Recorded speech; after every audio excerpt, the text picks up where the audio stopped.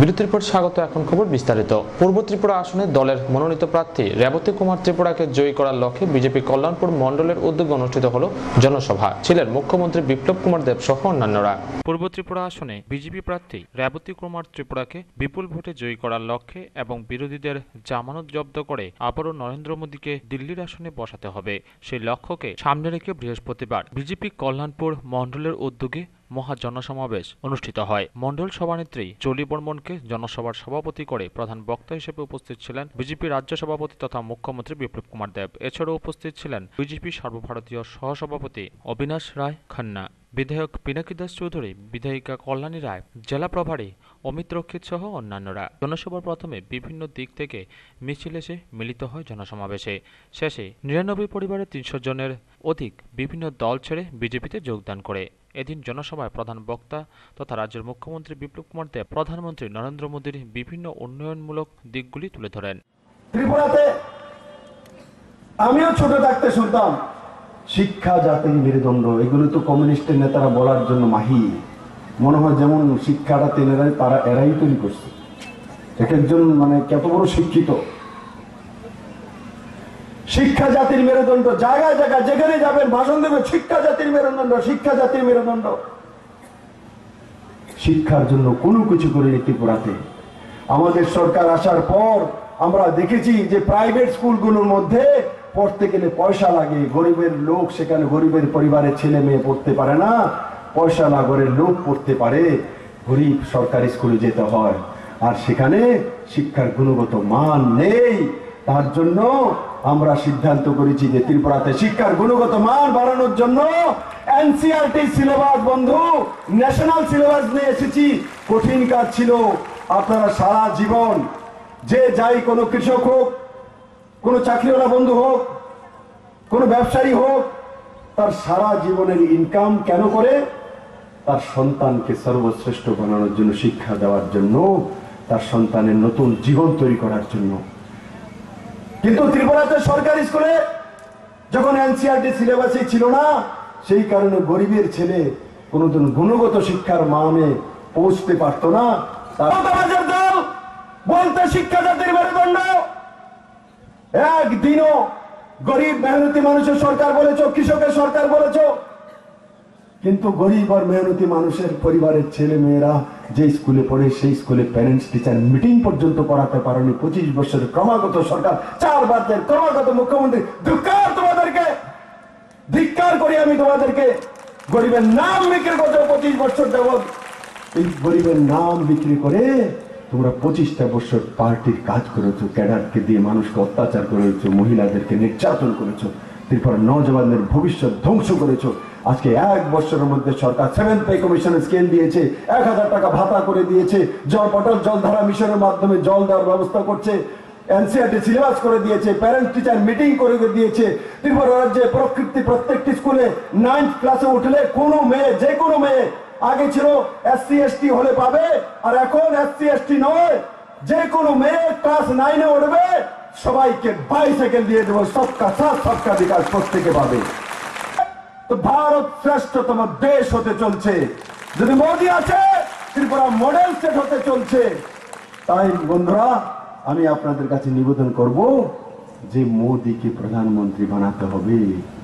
আর BJP 2টি seat পদ্মফুল চিহ্নে ভোট দিয়ে জিতবে, সেটা আমি জানি। সারা ত্রিপুরা রাজ্যে আমি ঘুরি।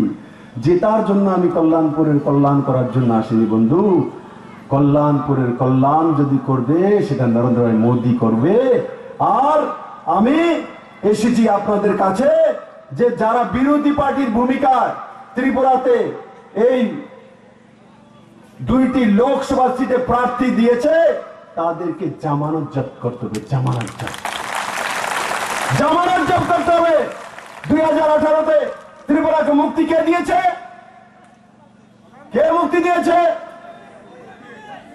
রাহুল গান্ধী দিয়েছে, সোনিয়া গান্ধী দিয়েছে, মনমোহন সিং দিয়েছে, প্রকাশ করাত দিয়েছে, মমতা ব্যানার্জি দিয়েছে। তো কে দিয়েছে? মোদী দিয়েছে, নরেন্দ্র ভাই মোদী দিয়েছে। ব্যুরো রিপোর্ট, খবর ত্রিপুরা। 2 নং পূর্ব ত্রিপুরা আসনে কংগ্রেস প্রার্থী প্রজ্ঞা দেববর্মনের সমর্থনে কৈলাসহর পুর এলাকায় অনুষ্ঠিত হলো রোড শো। 2 নং পূর্ব ত্রিপুরা জনজাতি সংরক্ষিত আসনে জাতীয় কংগ্রেস সমর্থিত প্রার্থী প্রজ্ঞা দেববর্মনের সমর্থনে কৈলাসহর পুর এলাকার রোড শো করে কংগ্রেস। এই রোড শোতে প্রার্থী ছাড়াও উপস্থিত ছিলেন প্রাক্তন পিসিসি সভাপতি বিরজিৎ সিনহা, প্রাক্তন বিধায়ক গোপাল রায়, জেলা কংগ্রেস সভাপতি মোহাম্মদ বদরুজ্জামান সহ অন্যান্যরা। এদিনের এই রোড শো ছাড়াও দুটি জায়গায় পথসভাতে অংশ নেয় প্রার্থী। কংগ্রেস প্রার্থী তথা রাজকুমারী প্রজ্ঞা দেববর্মনকে দেখতে আমজনতার মধ্যে উৎসাহ ছিল লক্ষণীয়। রোড শোতে 5 শতাধিক মোটর বাইকও হাতি নিয়ে কর্মী সমর্থকরা সামিল হয়। রোড শো শেষে সাংবাদিকদের সাথে কথা বলতে গিয়ে প্রজ্ঞা দেববর্মন জানান, রাজ্য কংগ্রেসের প্রতিপক্ষ কেউ নেই, দুটি আসনেই বিপুলভাবে জয়লাভ করবে কংগ্রেস। রাজনীতির সাথে সরাসরি যুক্ত না থাকলেও কোনো অসুবিধা হবে না, কারণ তিনি এতদিন বিভিন্ন সমাজসেবামূলক কাজে যুক্ত ছিলেন। তাছাড়া কংগ্রেস দল ক্ষমতায় এলে নাগরিকত্ব বিল সংশোধন, রাজ্যে কর্মসংস্থান সহ একাধিক উন্নয়নমূলক কাজ করবে बोले তিনি জানান। ऑपोजिशन तो हमको लगता है कि कोई भी हम लोग के यहाँ मुकाबला नहीं कर सकता है, कांग्रेस जरूर वापस आएगा। और किसी ने आप कंप्लेन करा कि आप इतने दिन राजनीति में नहीं है, पहली बार लड़ाई कर रहे हैं, तो आपका अनुभव क्या रहा है? अनुभव तो देखिए, हमारा फैमिली लेट महाराजा किरण विक्रम माणिक्य बहादुर और हमारे जो माँ है राजमाता विभू कुमारी देवी, दोनों ही लोकसभा में थे। बचपन से हम लोगों ने देखा कैंपेनिंग होता है, और महाराजा प्रद्योत विक्रम माणिक्य भी तो हमारा भाई है, वो भी अभी पॉलिटिक्स में है। तो मुझे वैसा कुछ मतलब ये नहीं लगा, शॉक नहीं आया।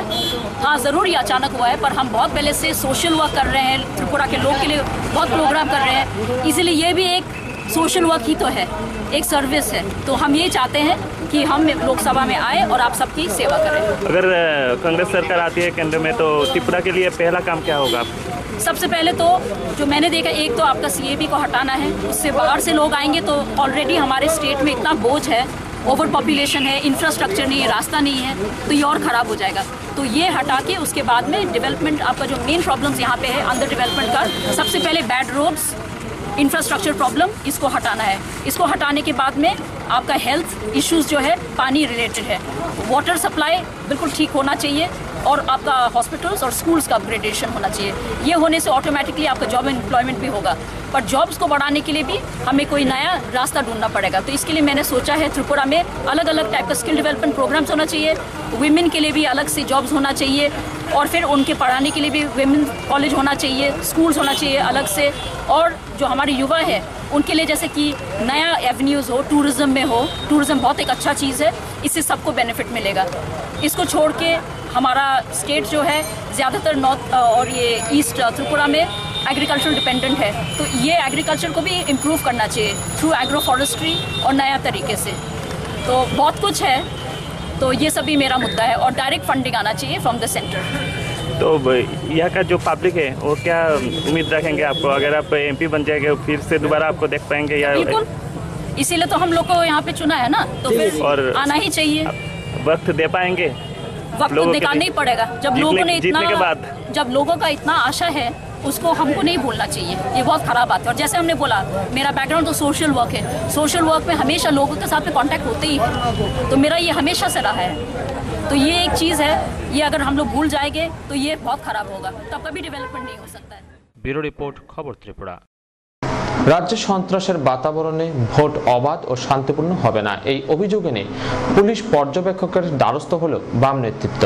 সিপিএম পশ্চিম জেলা সম্পাদক পবিত্র করের নেতৃত্বে 5 সদস্যক এক প্রতিনিধি দল বৃহস্পতিবার রিটার্নিং অফিসার তথা জেলা শাসক সন্দীপ এন মাহাতের সাথে দেখা করে শান্তিপূর্ণ ভোট গ্রহণের দাবি জানিয়েছেন। সিনিয়র পুলিশ অফিসারদের নেতৃত্বে কেন্দ্রীয় বাহিনীকে দ্রুত টহলদারির কাজে লাগাতে দাবি করা হয়েছে বলে জানান পশ্চিম জেলা সম্পাদক পবিত্র কর। এতে করে ভোটারদের মধ্যে ভয়ভীতি দূর হবে ও আস্থা ফিরবে। দুটি বাইকের বেশি একসঙ্গে যাতে ঘোরাফেরা করতে না পারে সেদিকে নজর দেওয়ার দাবি করা হয়েছে। যাদের বিরুদ্ধে বিভিন্ন সময়ে থানায় অভিযোগ জানানো হয়েছিল তথা এফআইআর করা হয়েছে তাদের গ্রেপ্তারের দাবি করা হয়। সংখ্যালঘু অধ্যুষিত এলাকায় ভয়ভীতি দেখানোর অভিযোগ করে ওইসব এলাকায় পুলিশ নজরদারি বাড়ানোর দাবি জানান। আজকে আমরা যে আরও ওনার কাছে মূলত পশ্চিম জেলার যে 14টা আমাদের বিধানসভা কেন্দ্র আছে, এই কেন্দ্র এলাকাতে মানুষ যাতে নির্ভয়ে ভোটাধিকার প্রয়োগ করতে পারে তার ব্যবস্থা করতে আমরা আরোর কাছে মূল কথাটা বলতে এসেছি। মানুষ যাতে নির্ভয়ে ভোট দিতে পারে তার জন্য আমরা বলেছি। সেন্ট্রাল ফোর্স এসছে, কিন্তু রাজ্য পুলিশ প্রশাসন তাকে আইডিয়াল বসিয়ে রেখেছে। আমরা প্রত্যেকটা বিধানসভা কেন্দ্রে কোথায় কোথায় ওরা গোলমাল করছে গত 1 বছর যাবৎ, এবং এখন ভোট উপলক্ষে আমাদের প্রার্থী আক্রান্ত, আমাদের অফিস আক্রান্ত, আমাদের মিছিল আক্রান্ত, আমাদের মিটিং আক্রান্ত, তার তালিকা আমরা দিয়েছি। আমরা বলছি আজকে থেকে সিনিয়র পুলিশ অফিসারদের সামনে রেখে পেট্রোলিং করতে হবে, যাতে মানুষের মনে কনফিডেন্স আসে যে আমরা নির্ভয়ে ভোট দিতে পারব। 2টার বেশি বাইক মিছিল ছাড়া, লিখিত মিছিল ছাড়া মুভ করতে দেওয়া যাবে না। এটাই সবচেয়ে বেশি গোলমাল তৈরি করছে। এফআইআর নেম যে আসামি, আমরা তারও তালিকা দিয়েছি, কারা কারা কোন জায়গাতে এফআইআর আছে। সেই এফআইআর নেম আসামিকে গ্রেপ্তার করতে হবে, তার ব্যবস্থা করতে হবে।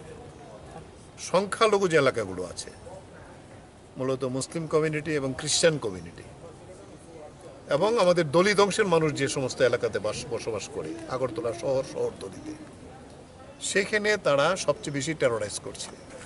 কারণ তারা একটা ক্লাস্টারে থাকে, একটা নির্দিষ্ট এলাকাতে থাকে, ফলে তারা টেরোরাইজ করতে সুবিধা হয়। এবং তাতে প্রতিটি এলাকার থেকে আমাদের কাছে অভিযোগ আসছে, মানুষকে ভোট দিতে যেতে দেবে না, ওরা ভোট দিতে যেতে পারবে না তুমি। এটা ওদেরকে জোর করে ওদের মিটিংয়ে গিয়ে দলত্যাগ করাচ্ছে। এটা কি? ওরা কাঁদছে অনেকে। এটা কি রাজনীতির নিয়ম কিনা? এটা তো কোনোদিন ত্রিপুরা রাজ্যের মধ্যে ছিল না। ফলে এই বিষয়গুলো বন্ধ করতে হবে। তিনি এই তালিকা রেখেছেন, আমাদেরকে আশ্বস্ত করেছেন উনি ইমিডিয়েটলি যে এসপিকে নিয়ে বসবেন, পুলিশ আধিকারিকদের নিয়ে বসবেন, প্যারামিলিটারি ফোর্সেস যারা আছে তাদেরকে নিয়ে বসবেন অতি তাড়াতাড়ি, যাতে আমরা যে তালিকা দিয়েছি নির্দিষ্টভাবে, এই তালিকা অনুযায়ী ওই এলাকাগুলিকে সেন্সিটাইজ করার জন্য উনি সেই ভূমিকা গ্রহণ করবেন।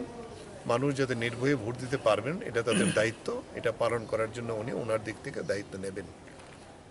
তা আমরা বলেছি, তারপরেও কিন্তু আমরা আশ্বস্ত হতে পারলাম না যতক্ষণ ফিল্ডে আমরা দেখছি না। প্রতিনিধি দলে ছিলেন সিপিএম নেতা মতিলাল সরকার, অমল চক্রবর্তী প্রমুখরা। ব্যুরো রিপোর্ট, খবর ত্রিপুরা। বৃহস্পতিবার থেকে শুরু হয়েছে ভোট কর্মীদের পোস্টাল ব্যালট বিলি। প্রথম পর্বে 8 এপ্রিল পশ্চিম ত্রিপুরা আসনের পোস্টাল ব্যালটের মধ্যে ভোট নেওয়া হবে।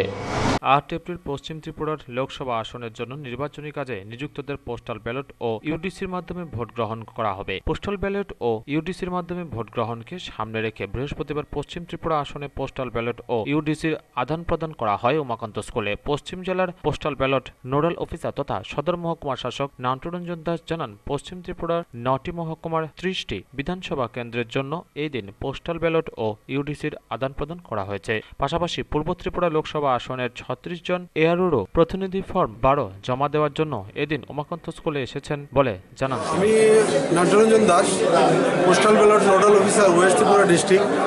আজকে উমাকান্ত স্কুল প্রাঙ্গণে যে যারা যারা নির্বাচনের কাজে যুক্ত পোলিং পার্সোনেল, তারা যে ইডিসিতে ভোট দেবে তার জন্য ফর্ম 12A তারা জমা দিয়েছেন। এটা বিভিন্ন কনস্টিটিউয়েন্সির মধ্যে আজকে এগুলো এক্সচেঞ্জ হবে। তাছাড়া টিএসআর এবং সিকিউরিটি পার্সোনেল যারা এই নির্বাচনের কাজে যুক্ত অথচ এই কনস্টিটিউয়েন্সির ভোটার এবং তারা নির্বাচনের সঙ্গে যুক্ত থাকবে, তাদের হয়তো সরাসরি ভোট দিতে পারবেন না, তাদের জন্য পোস্টাল ব্যালটের যে ফর্ম 12 তা এখানে এক্সচেঞ্জ হচ্ছে। কতটা রয়েছে টেবিল এবং কতজনকে এখানে আমাদের এখানে ওয়েস্ট ত্রিপুরার যে 9টা সাব ডিভিশনের 30টা কনস্টিটিউয়েন্সি আছে, তার জন্য ফর্ম 12A এক্সচেঞ্জ হবে। এছাড়া পূর্ব ত্রিপুরার 2 ত্রিপুরা ইস্টের থেকেও সব 30 জন এআরও, 30টা এআরওর প্রতিনিধি এখানে এসছেন, তারা ফর্ম 12 এখানে জমা দেবে। ব্যুরো রিপোর্ট, খবর ত্রিপুরা। পশ্চিম ত্রিপুরা লোকসভা আসনের কংগ্রেস প্রার্থী সুবল ভৌমিকের সমর্থনে রাজধানীতে অনুষ্ঠিত হলো বাইক র্যালি। আসন্ন লোকসভা নির্বাচনকে সামনে রেখে রাজ্যের সবকটি রাজনৈতিক দলের জোরদার প্রচার অভিযান শুরু হয়ে গেছে। অন্যান্য রাজনৈতিক দলের সাথে সাথে কংগ্রেসেরও প্রচার জোর কদমে এগিয়ে চলেছে। বৃহস্পতিবার সকালে পশ্চিম ত্রিপুরা আসনে কংগ্রেস প্রার্থী সুবল ভৌমিকের সমর্থনে বর্দোয়ালি বিধানসভা কেন্দ্রের প্রতিটি বাড়িতে ডোর টু ডোর প্রচার কার্য চালিয়েছে কংগ্রেসের নেতাকর্মীরা। এরপর রাজধানী আগরতলা চন্দ্রপুর বাস স্ট্যান্ড থেকে পশ্চিম ত্রিপুরা আসনে কংগ্রেস প্রার্থী সুবল ভৌমিকের সমর্থনে এক বিশাল বাইক র্যালি শুরু হয়। 10টায় চন্দ্রপুর আইএসবিটি বাস স্ট্যান্ড থেকে কংগ্রেসের এই বাইক র্যালি শুরু শুরু হয়, যা চম্পকনগর গিয়ে শেষ হয়। এদিনের এই র্যালিতে কংগ্রেস কর্মী সমর্থকদের উপস্থিতি ছিল লক্ষণীয়। আপনারা দেখছেন সারা দেশের সঙ্গে ত্রিপুরা নির্বাচন সম্পূর্ণ আলাদা মাত্রা পেয়েছে। গত 2.5-3 দশকও এখানে লোকসভা নির্বাচন শাসক দলের অনুকূলেই যায়, সেখানে লোকসভা নিয়ে কেউ মাতামাতি করেনি। এবার সম্পূর্ণ ব্যতিক্রম নির্বাচন। মানুষ শুধু সর্বভারতীয় নয়, রাজ্যের বিষয়গুলোকেও প্রাধান্য দিচ্ছে এবং রাজ্যের 1 বছরের যে শাসন, যেটা মানুষের নাবিশ্বাস তুলে দিয়েছে, এই শাসনের বিরুদ্ধেই মানুষ রায় দিতে চলছে। আমাদের এই রাজ্যে 2টো লোকসভাতেই আমরা বিপুল ভোটে জয়ী হয়ে আসছে ভারতের জাতীয় কংগ্রেস। দীর্ঘদিন বাদে এখান থেকে শেষ সেই সন্তোষ মোহন দেব এবং মহারানী বিভু কুমারী দেবী এখান থেকে লোকসভায় নির্বাচিত হয়ে গিয়েছিলেন। আজ প্রায় 30 বছর পরে এই রাজ্য থেকে 2জন সাংসদ জাতীয় কংগ্রেসের নির্বাচিত হয়ে যাচ্ছে। এটা আমরা নিশ্চিত। আমরা এই রাজ্যের মানুষের উপর পূর্ণ আস্থা এবং বিশ্বাস আছে। মানুষ দুহাত ভরে জাতীয় কংগ্রেসকে আশীর্বাদ করছে, কারণ নরেন্দ্র মোদীজির যে জুমলা সরকার, এই রাজ্যের বিপ্লব দেব, সেটাকে কি বলবো, এটা মানে সত্যি একদম জুমলা সরকার, এটা মানুষ বুঝতে পেরেছে। 1 বছরে কোনো প্রতিশ্রুতি পালন করেনি। নির্বাচনে যে ইস্তারে রেখেছেন, অথচ উনি বলছেন প্রতিশ্রুতি নাকি সব পালন হয়ে গেছে।